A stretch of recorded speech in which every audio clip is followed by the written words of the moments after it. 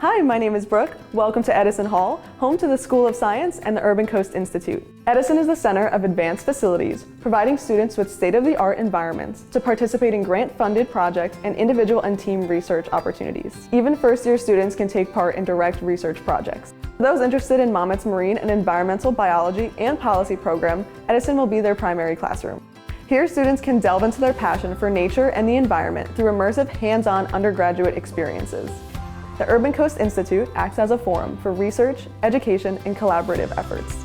Students have the unique opportunity to study significant environmental issues, both on campus and along the coast of the Atlantic Ocean, just 1 mile away.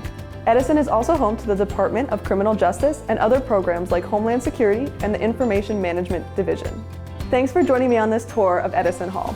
From cutting-edge research labs to opportunities with the Urban Coast Institute, this is where innovation and exploration come to life. Don't miss the chance to experience it firsthand during your next visit to Monmouth University.